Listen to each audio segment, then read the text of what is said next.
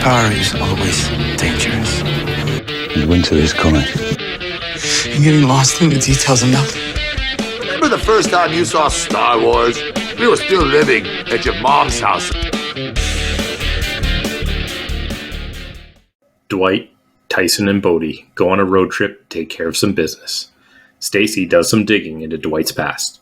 This is Season 1, Episode 2 of Tulsa King, Center of the Universe, and you are channel surfing with the Bargain Bin. Description from IMDB, we will not be holding back on spoilers.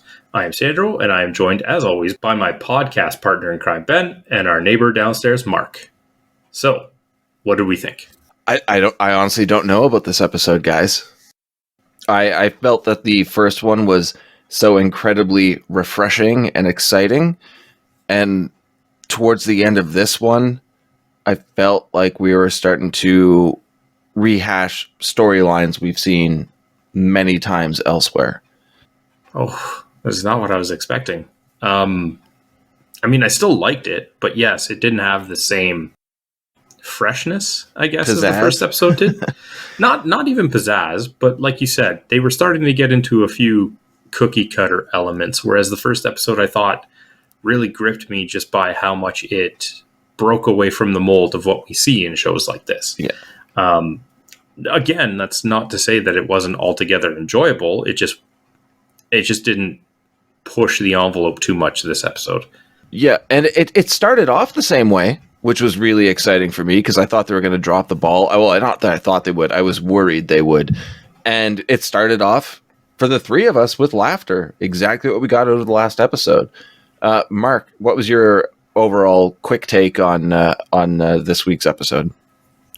I am shocked that you guys kind of did that, but I think the challenge nowadays is that all these shows are pretty predictable after about 2 or 3 episodes, and they all kind of have the same outcome. Maybe I'm lucky I don't watch Yellowstone or 1883, but it's Stallone's performance that's shocking me, not even the storyline or anything else. This guy where was this guy for 74 other years or whatever? Making Rocky movies. Yeah, but I mean, he was good in those, but it wasn't. The emotion I felt in this, and you can call it cookie cutter, and yes, I totally get what you guys are saying, but I've not felt that from him in a long time, if ever. Well, I think it's pretty safe to say that you can tell that my emotions were being swayed as we were watching it. It definitely gripped me, and I heard a lot of that was me praising Stallone's performance. This is coming from a person who absolutely loved Stallone in the first place. I might criticize the story beats a little bit, but the performances in this, and not just Stallone, who is absolutely killing it, but Jay Will continues to be just an all-around likable, enjoyable, and intriguing character. Mm-hmm. And I don't expect a lot of depth from Bodhi, but I definitely expect entertainment, and I get that. Bodhi is such a one-dimensional character, though. Like, that dude does that in every movie. Well, that's what I'm saying. He's either incredibly sarcastic or very dry. Just dry. When, it's just dry when used properly, he's fantastic. And I think he's used very well. Yeah, he's not overwhelming. It's like seasoning, right? It's not over-seasoned. It's just sprinkled in. I do want to get into what kind of dragged me down in this episode. I think same thing for Sandro, but maybe a little bit later on, because let's talk about the stuff that we actually full-on really enjoyed, or we got a good laugh out of, because it does start with that energy. To me, it goes back to what I said in the last episode, and what I took from the first episode is that a big part of what we're going to see with Dwight's character is his struggle with modernization. Mm-hmm. We had obviously issues with cash, more subtly the glass cups in the coffee shop, needing a credit card to do online purchases, which I swear I thought that was like going to be a phishing attempt and he was going to get like defrauded when he put in his credit card information. But he's trying to figure it out, where it's like, there's even a homeless woman who does not want his money. Now, in that situation, she even says, like, I don't know, filthy or something like that. Yeah. And he just doesn't get it. He's kind of rolling with it, but he just doesn't get it. It's even things like the crossing sign. He's not used to crossing signs having speakers. So when he hears the term wait come from the speaker, he's completely spooked and looking around like, who said that? Like, I had a spit take on my laptop almost when that happened. It's like, great. Watching his reaction like it was the police behind him. And it's little things like that. Don't freeze or something. It was awesome. But like him going to get his picture taken for his ID. And he walks in like it's a mugshot. That was great. And that's funny though, because he had a license before. They didn't do that. Like, I get what they did, but I'm actually surprised they put that in there, but I get why they did it. Just a sight gag. I know, it totally is, and I get it. And it was funny. We knew it was coming. Especially when you think about it, because it's not like he spent 25 years in prison taking pictures. He assumably did it one time when he was booked. Right. But it still works as a joke. Oh, it totally. I thought he was going to get like busted because don't those like DMV tests, don't they give you randomized tests so you don't get the same questions? And I was like, oh, he's going to copy this guy, but not even read the questions and get them all wrong. I guess I'm just expecting the worst for everything that he does, and then I'm just, I guess, delightfully impressed when it doesn't. Yeah, but like literally, that wasn't the test being taken on paper. Mm-hmm, yeah. Even when I did this. How many? Oh my God, I'm so old. But when I was driving, 32 years ago, I did it on computer. So how are they doing on paper in 2023? I did mine on paper. Oh, welcome to Midwest and West. What are you, not from the East Coast, USA? Go America. I even had to go to the same place where we get our driver's license test done to get my insurance license, and it was on paper. So, wow, okay. Well, I guess that I've had my mine debunked. Pennsylvania happens to be highly technological, apparently, with their coal, with the coal that they mine. That's great. What did everyone think about the road trip to Bodhi's supplier? Oh, it was so good. It was so good from start to finish. But I'll let you guys start on that one. I love Dwight, Bodhi, and Tyson together. I would have loved it if the whole episode was just the trip from the dispensary to the grow up, because it's so rich and they play off of each other so well. You can build those characters in one episode and then focus on story for the rest of it, and I would be okay. Mark, what was your take on that interaction leading up to them getting out of the car? Two things stuck out in the show was obviously they're highlighting those two, and then the disappearance of the bartender. Where did that guy go? But yes, the interaction's phenomenal, and it is. It's like that clique where you guys are all buddies. You're all in the same camp of like I hate to say like nobodies, but everyone in your personal life sees you as not how you could potentially be. But in this group of people, you bring out the best of each other, and there's this weird ribbiness that encourages each other and makes you all better. Yeah. Yep, I agree. It was very much a buddy comedy scenario that I think this episode really needed, especially knowing where it goes. It kind of reminds me of Freaks and Geeks in a weird way, where like obviously these people are doing something that is very atypical of the surroundings and taking it over the way they are. And they're all outcasts in their own personal lives, and they find something in each other. Yep, exactly. How about you, Sandra? What do you think? If you look at that scene, even Bodhi is starting to warm up to Dwight, which he's obviously, not that we've spent that much time with him, but he's been resistant to it because obviously he's not in an ideal situation. But by the time they're driving home, he's actually seemingly enjoying their company. So we know why.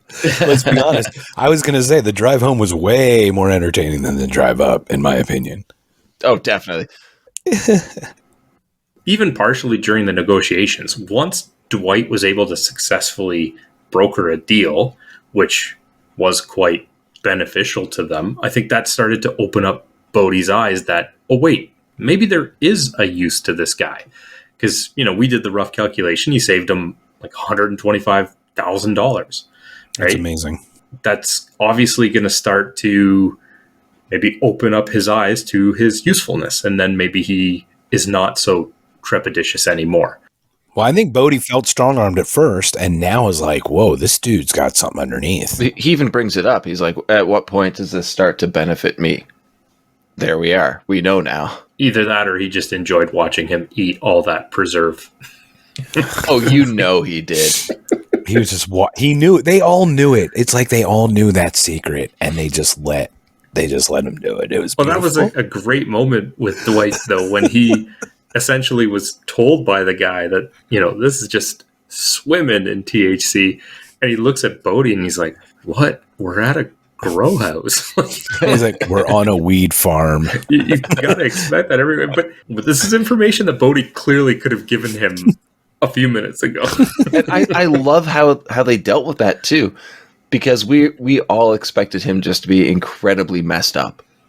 But he was rolling with it and having fun. For the drive home, he was obviously high, but not like comedically so, like, oh, he's so sick, he's throwing up everywhere, he can't handle it. He was loving it. He was having fun.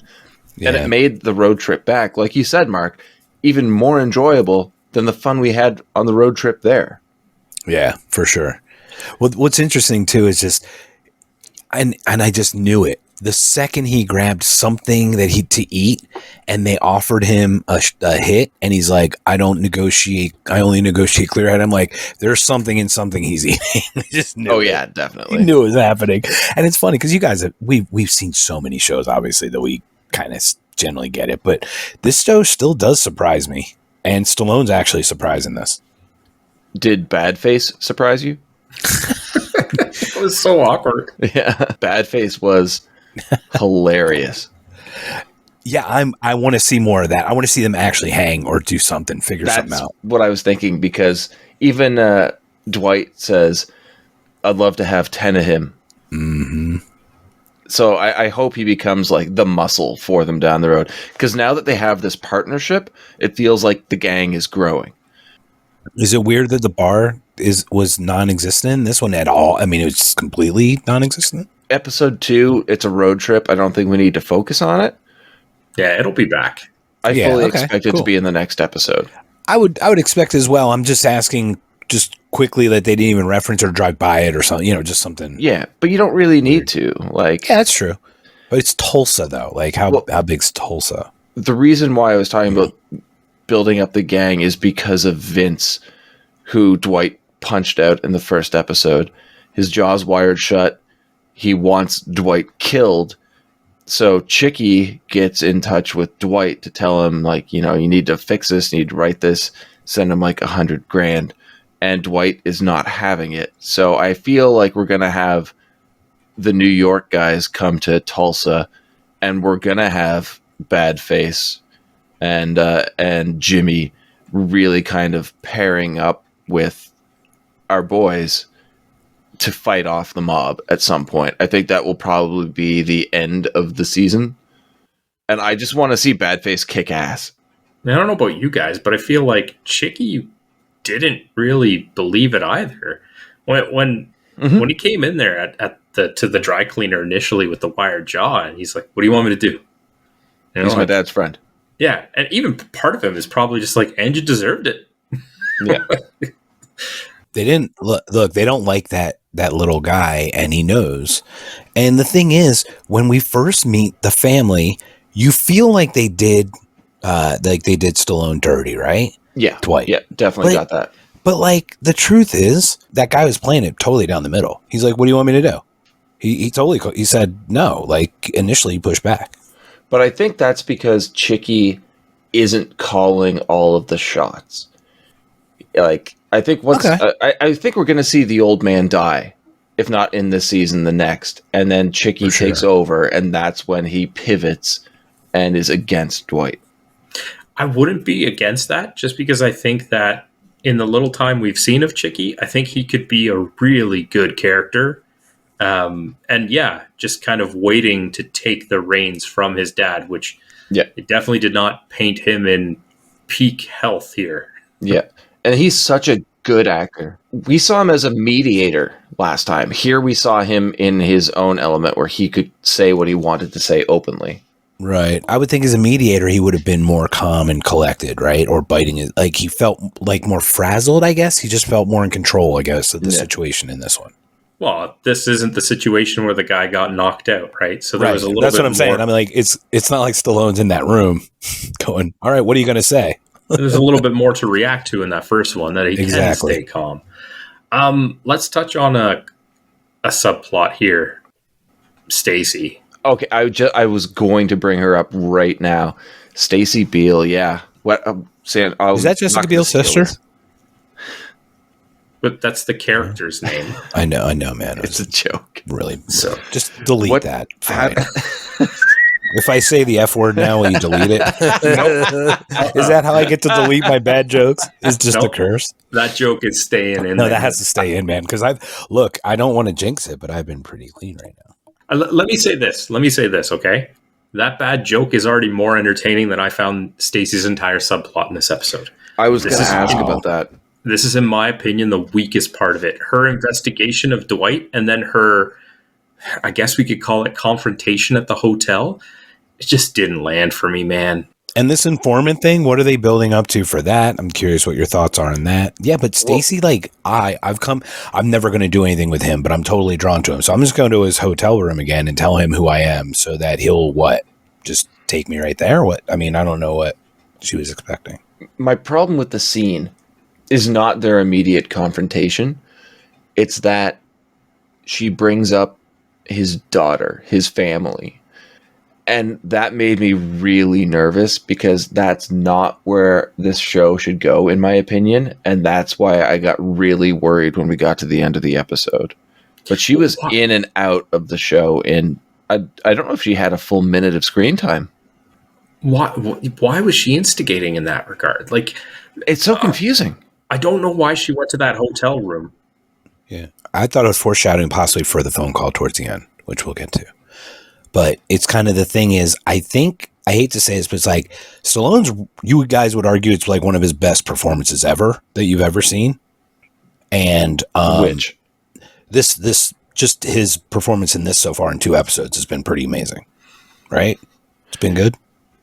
I really like seeing him do comedy well. Okay. His best performance to me was probably Rhinestone. But this one's still pretty darn good. I see things in him I haven't seen in a lot of movies I've seen him in. But he has a stigma of being like just Expendables, right? Like Rocky, Expendables. That draws only one half of types of people, right? You have to bring in that other side to bring in the emotion, because who's going to watch just to run them up, gun them up? It's not going to be everybody. So I think it's more to cater to a larger crowd and audience, and I don't like it, to be honest. I don't think it should be imprinted, put in like that, but that's just my opinion. What do you guys think? I kind of disagree, especially with the later Rocky movies. Yeah, me too. He can't really do the physical side of it. Getting into Creed, where he's essentially just the mentor.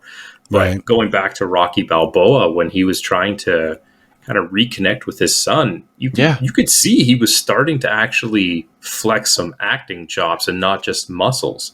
Well, that's the thing, man. Like, it's the exact same storyline, but done better there than here so far. Okay. Maybe. I mean, I don't know if we've seen enough of the storyline with his daughter to really say that. But I'm just talking about his acting in general. Mm-hmm. You're getting a lot more of that. When you see something like Rocky Balboa and he does do a little bit more acting with his son, you do still also have to save a lot more screen time for the action. Whereas this, we don't have that. So when you go from emotional scene of him trying to connect with his daughter, you're going to another scene where he has to act, whether it's comedic or, tough guy, but it doesn't have the same action, right? Even if you think about the first episode, he punched a couple guys, he threw a water bottle, but how much of the actual screen time was action? It was pretty minimal. Right, but they're also going to build up to that, right? I mean, we're expecting there is some going fireworks towards the end, right? Yeah. But you want to talk Stallone and emotion. I mean, yes, it's an action film. First Blood, the end of First Blood, is some of the best emotional acting I've ever seen, where he has a breakdown in the police station. Yeah. I don't know if either of you remember that, but that's heartbreaking. And I would say perfect. Right, but one of my points is also that Stallone has been an actor and a good one, but it's also been overshadowed by his action. It's been overshadowed by his ego. So it's kind of an anchor to it. So it's typecast in a weird way. You don't expect that. So when it does get to that, I think that's kind of what the point was for me. But you're right. He has been great in a lot of shows, in a lot of movies. I think now he's old enough where he's accepting that fact that he's not going to be an action star if he wants to continue acting. Right. It's not like he's going to be outrunning somebody or lifting, Yeah, it's time to fall back on stuff that he's already proved he can do, but now he has to embrace it. And I'm worried from what I've seen in this episode that he's really rusty with that element of his talent. So I'm going to say Stacy is the worst part of the episode, then you guys are just going to sidestep all of it to not say anything? Yeah, way to leave me hanging, guys. I said it was bad. Oh, I think it's awful. Did we not agree with you? I thought we both agreed with you. Yeah, we did, because the confrontation and bringing up the daughter, like, it's unnecessary. I already said ridiculous. That's my problem with the episode. Well, we also had her at the therapist. I forgot about that. Got like a spotty past, and then it just makes me wonder, like, why did she go to the hotel room? That's a very good question. She said she wouldn't.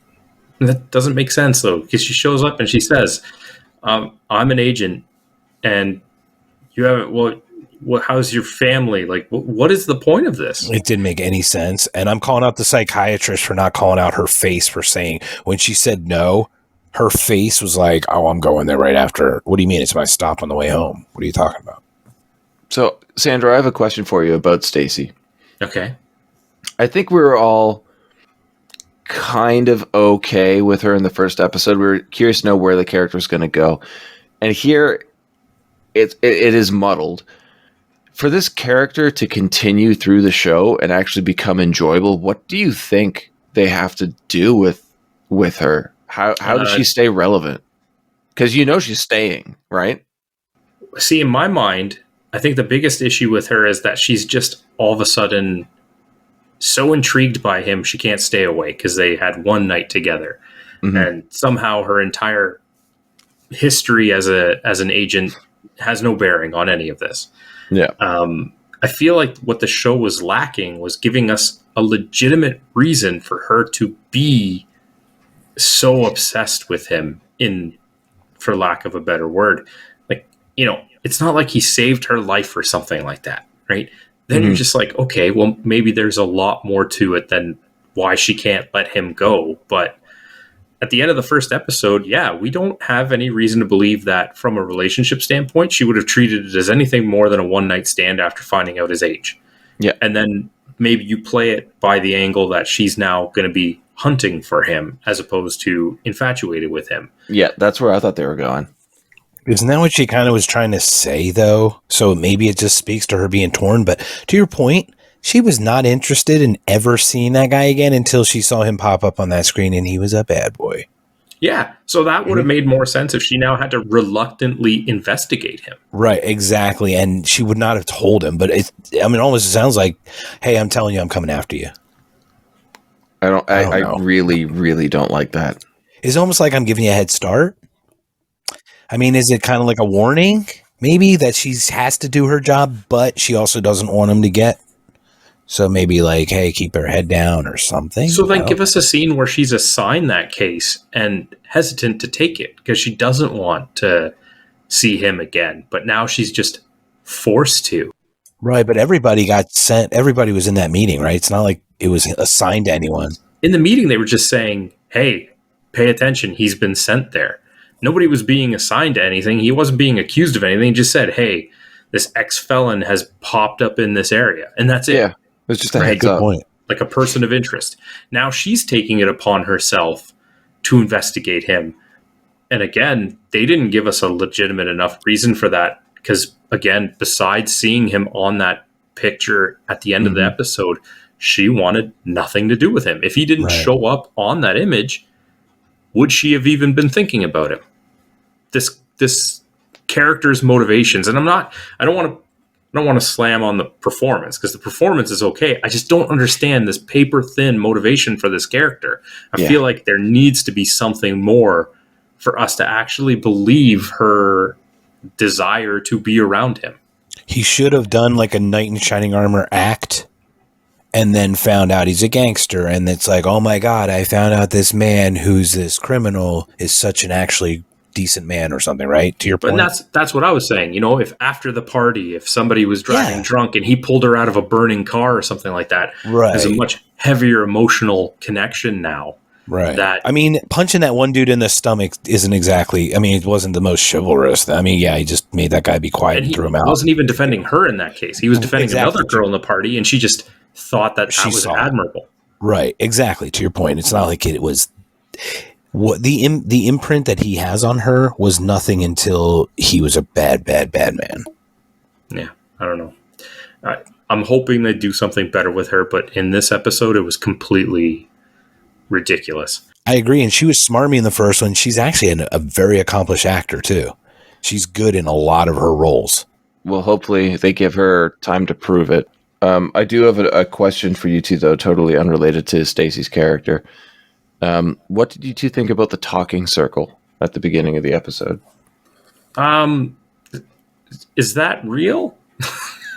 Right? I didn't like it. I really didn't like it. Unless that's legitimately real, like somehow this thing is centered in between these tall structures where the wind, like if that actually is real, okay. Otherwise, it seems too out of place. Well, also the horse. Center of the universe in Tulsa, Oklahoma is an acoustic anomaly with a mysterious cause. The so-called center of the universe in downtown Tulsa is marked by a small concrete circle in the middle of a larger circle of bricks. It's not much to look at, but looking isn't really the point. Would you like me to continue, gentlemen, or shall I? Oh, gosh. Now I have to read. Ugh. No. The center of the universe is a little-known mysterious acoustic phenomenon. If you stand in the middle of the circle and make a noise, the sound is echoed back several times louder than it was made. It is your own private amplified echo chamber. But I don't know if that would affect other people hearing you. That doesn't make sense. Yeah. It just comes back at you. Curious, louder, though. So. I wonder if you just hear it makes it sound like you're in a tunnel, so it sounds like no one can hear you. You know what I mean? Because it comes back at you. I did find it a little bit much that at the end of the episode, he had this strong emotional moment where he went to the circle to speak his piece about his daughter because it was a spot where no one could hear him. And it's like, you're in Tulsa, Oklahoma, man. No one can hear you anyway. There's a lot of places you could have just said that. You could have said that in your hotel room quietly. Okay, I since we're talking about that right now, my major complaint of this episode, which makes me nervous moving forward, is the daughter storyline. I'm not a fan of that lost connection. With any movie or show we see of somebody getting out of prison, there's always heavy emphasis on the lack of connection with family. It's done over and over to the point where it's such a horrible trope that I was really saddened to see it been given so much attention in a show that felt so refreshing up until now. And I have faith that if we continue this moving forward, that Taylor Sheridan will tackle it in a refreshing way, but he really needs to, or else it's going to dampen the whole thing for me. How do you two feel about that story? Honestly, I wasn't as bothered by it as you seem to be. Yeah. I think simply because we didn't get enough in this episode to really draw a conclusion. Mm-hmm. We saw him trying to look her up, which doesn't surprise me too much. He was holding on to the letter in the first episode. So doing a search online kind of makes sense to me, right? It's not like he doesn't want to see his daughter. And then he tried calling her. And, we talked about it. There was a couple of things that happened in the episode, such as Stacy bringing up his family, that would have put it fresh in his mind. How they treat it moving forward is going to be the determinant. Mm-hmm. Yeah, I already said I'm pretty nervous about it, but I have hope. Mark, your take on that storyline to end the episode? Yeah, I agree with your point, but I guess I'm just so used to disappointment and them doing that to every movie or every show and butchering it this way. That's my So complaint. like it's like okay, it's almost to the point where it doesn't even. It used to be a more of a negative. It's just less of a negative than it is to you. But I think because of the rest of it seems refreshing. But honestly, I expected it to go that way when he had the card. Like you knew he was going to reach out. You knew she was like you knew this stuff was going to happen. To Sandra's point, how it plays out. Now this is where it gets interesting. Yeah. Is it do they go to Tulsa or do they grab the daughter and the grandchildren and hold them hostage to get him to come the out mob to them? in New York? Right. Yeah. That's what that's my new twist that I think's gonna happen. Actually, Do you think that would play out in New York, or they bring her to Oklahoma? Well, they don't live. Well, I don't know where they live yet. Did they show the state at least where she lives? Does she live in New York State?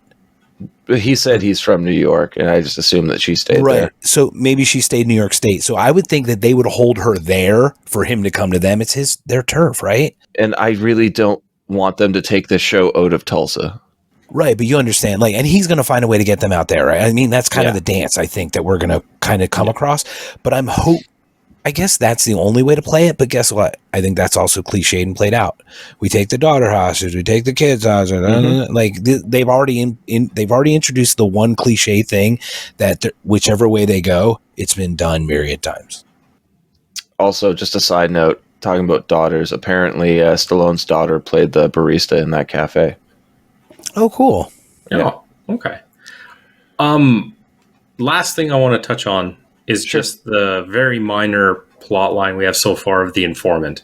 Yes. And the only thing that I'm really curious about with that is which side he's ultimately going to end up on. Because he's an informant. So we know he's working with the feds to a point. But he seems to think that Dwight is there for him. Yeah. So is he going to resort to perhaps taking the side of the people in New York to try and take Dwight down? That seems a little far-fetched because I'm assuming that he thinks they're the ones that sent Dwight. But that's another one that's like, again, they didn't give us a lot, much like the daughter, but I'm more curious where that's going to go than where the daughter thing is going to go. Can I fantasy book this one? Of course. It's no secret I'm a fan of the outsider character, and who's more of an outsider than someone placed in the witness protection program. I would like to see. He's going by what, Manny? Yeah, but his name is. Oh God, what's his actual name? Armand. I would like to see him think that Dwight's there for him, and that be maybe a thing for an episode or two until Dwight's like, I don't care. I've let that all go. Do you even know who I am? Yeah. If the mob does come to town, they don't want any loose ties, right? No loose ends. So they'd probably go for him as well. So you get Dwight, Bodhi, Tyson, Armand, Jimmy, and Badface teaming up. And you've got that connection of Stacy and the ATF versus the mob. I would love to see that. Let me ask you this, gentlemen. What setting? Is it at the farm? Is it at the bar? Is it at the...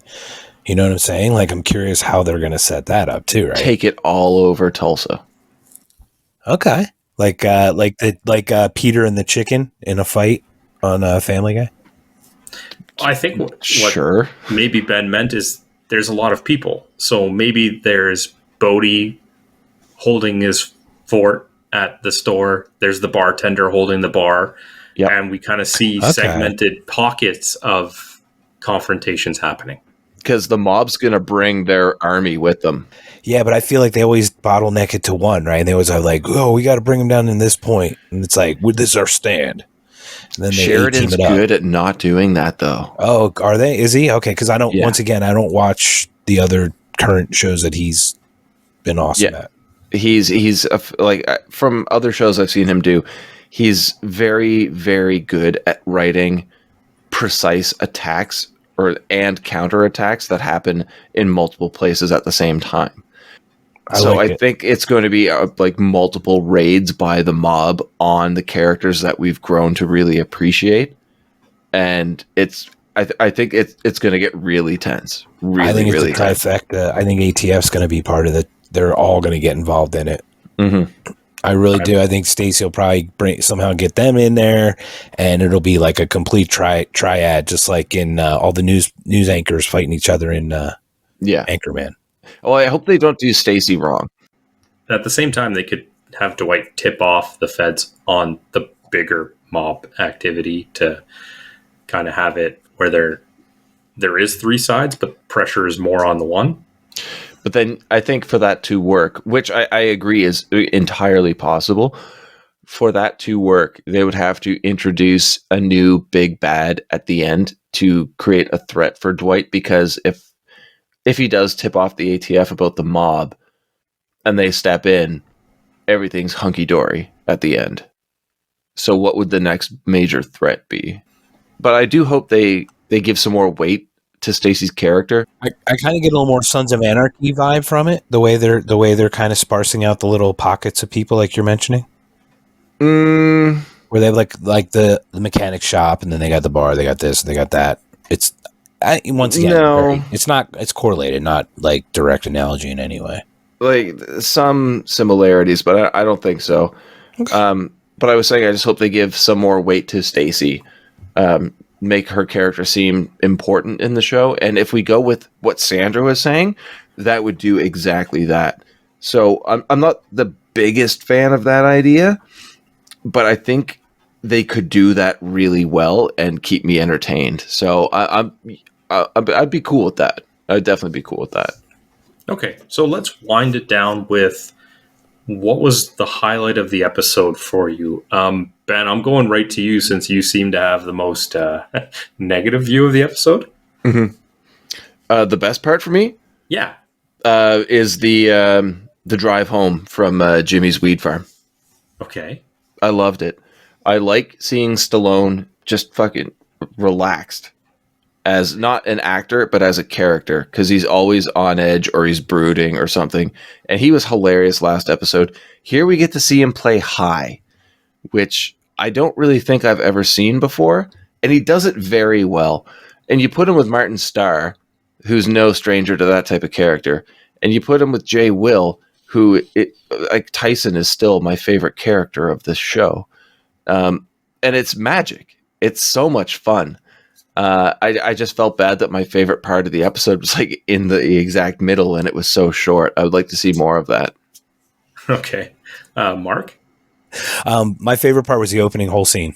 Absolutely. Slam dunk. Second I saw him, like, I know that there's nothing that's going to be that funny. And the drive home was hilarious. But the opening scene where he's trying to ship a package and they do not take cash. Yeah, cash that was king, good. gentlemen. That was very good. Cash is king. Also shows how much time is passing by, of course. but it speaks to that whole industry of how that digital digitization of it changed, kind of removed a lot of that ability to have corruption. Wicked.